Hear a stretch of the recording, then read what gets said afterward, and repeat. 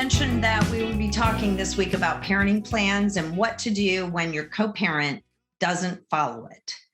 So you can take them back to court. That's certainly something you could do, but I would really suggest not starting there.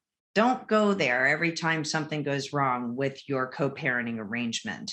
Because look, the reality is family court, divorce attorneys, and the whole legal system have two bad things associated with them. One, very expensive.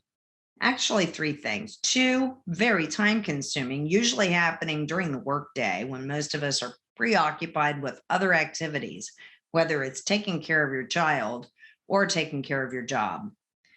And three, it puts everybody on negative footing. So how's that going to help you build this parenting partnership going forward? Instead, I want to give you some other options here.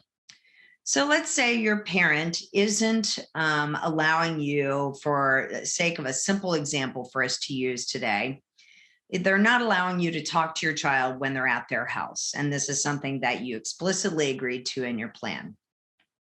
How about we start with asking them if they have a copy of the plan and if they remember what it said about this particular item. Now, be careful when you do this because you want to be non-accusative and present a caring tone. Not that you care about them, because for some of you that may be more than you can give, but you can care about being a good parent and care that they be a good parent. After all, that's the only way that you're doing the best thing of it possible to your child or for your child. So, for example, if they're not allowing you to call your child at their house, ask them in a non-accusative and caring way, do you have a copy of our parenting plan? If they say no, simple solution, offer them a copy. Say, you know what, I'll make you a copy. When you do that, you can even point out things in the plan that have maybe been problematic by just highlighting them.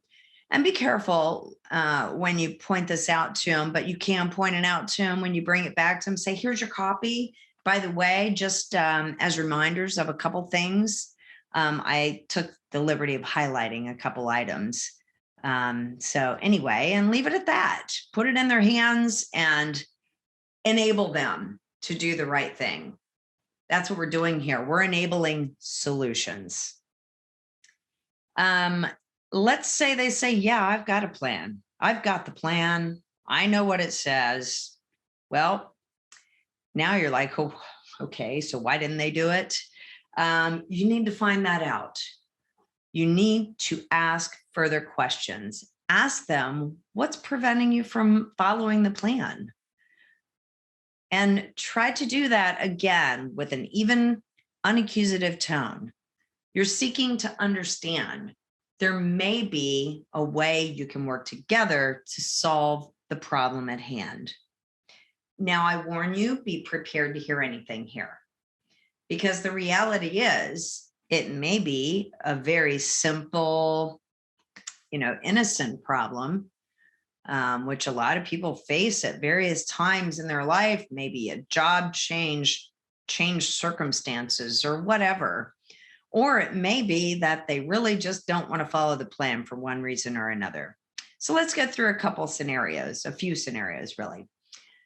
So they could say something like, well, and for today's example, just to kind of set it up, I'm going to say that this is mom asking dad why he's not allowing their child to speak to his mom when he's at his dad's house. And we'll just say the child's name is Joey. So having this conversation, let's run through some various scenarios. So dad says, well, Joey wasn't home when you called and I just forgot to have him call you back. You know what? Simple. Leave it at that. If it's just a one-time thing, leave it at that. Now, if it becomes a pattern, you may have to take this further. But be honest, he may not have a nefarious agenda for you. He may just be simply have forgotten something. It's happened to you, right? And maybe you can just say something like, oh, yeah, I get it. Happens to me too. Well, thanks for explaining. leave it at that, move on. If it becomes a pattern, then you're going to have to go further with it and get to the bottom of why, he's still not doing it. But we'll move on to the next scenario. So maybe he says something like, yeah, he was busy doing chores. And you're waiting for him to say something like, and I forgot to have him call me or call you. But yeah, he doesn't. He just leaves it at that. It's like, I think this is where you can go into gentle reminder mode. Say, well, since you have the plan, just remember that we agreed that we would do this. And I really miss him when he's not with me. Kind of appeal to, an emotional connection with the child. Explain that is your motivation. It's not to interrupt time.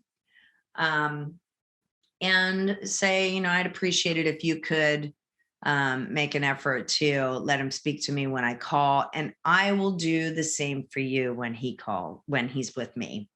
And therein lies the magic.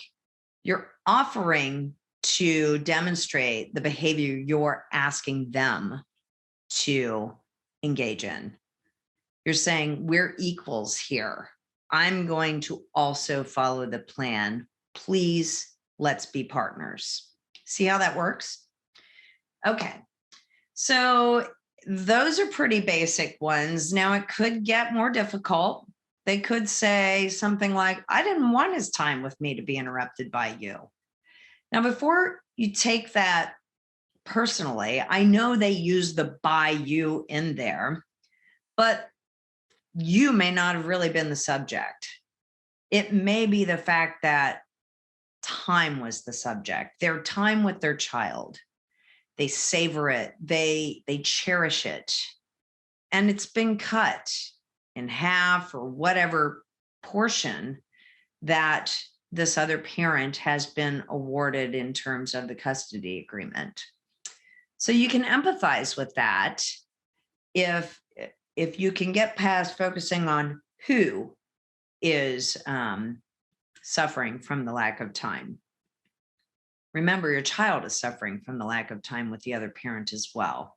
And I get it. Some children may not like the other parent. There may be further complications there. We're not going to get into all that today. We're just going to keep it kind of basic for today because this otherwise would be a really, really long video and you'd probably check out on me.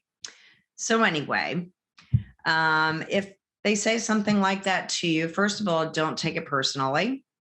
I would default to the idea that time is what their subject was, not you.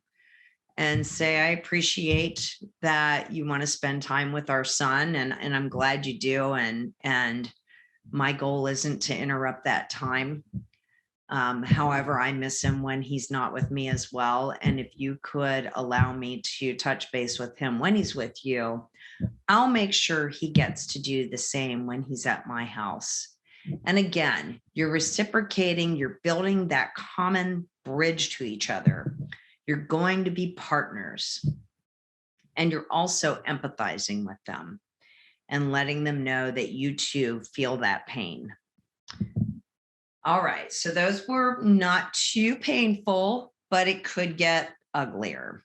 They could say something like, I don't see why you need to talk to him while he's with me at all. And, it could be simply that they meant the same thing as the last statement, but they're a lot less mature in how they communicate, or they're just more angry with you or more angry with the failure of your marriage or whatever, failure of your relationship if you weren't married. But none of that matters. Look, you're not here to solve the problems you and the other parent had romantically or as life partners. You are here to solve any difficulties you have being parents together. You both want to be good parents. Now, I know I just made a big assumption there. Maybe you don't want to both be good parents, but that's what we're dealing with today. People that don't want to be good parents are a different episode, and we'll talk about that one at some point. But for today, we're assuming that both parents want to be good parents. They may not always accomplish it, but they want it. So remember that that's your number one goal. You're not here to fix your relationship with one another. It's not a prerequisite that you like each other. It's not a prerequisite that anyone apologizes or forgives for past behaviors in order for you to be good parents. You're simply going to focus on the being good parent thing that we just said, right? So they say something like, I don't see why you need to talk to him while he's with me. Simply say to them, I can see why you might feel that way. That doesn't mean you agree with them. That's just acknowledging that you heard them. That always softens people's response to whatever else you might say. It opens them up to the fact that you heard them. Maybe they can give you the same courtesy. It works for some people, believe it. So you say something like, I understand that you may not feel I need to talk to him. I can appreciate not wanting to have my time interrupted. However, and then you go into a more matter of fact response of reminding them, but this is what we agreed to in our parenting plan. And if you can please make sure I do get a chance to talk to him when I call, I will try to do it at thoughtful times and during a minimum number of times while he's not with me. And I'll make sure that he gets an opportunity to talk to you when he's at my house as well. You're building the bridge, you're building the partnership as parents. You're focused, laser focused on working together. Next, it may get super dark. This is like one of those worst case scenarios, but look, I want to cover it because you may encounter it. I don't want to leave you stranded on an island out here. Maybe the two of you are angry at each other, angry at your failure, angry over whatever. And they say something like, I really wish he never had to talk to you again. You're a bad mom or dad or bad influence or you suck, whatever.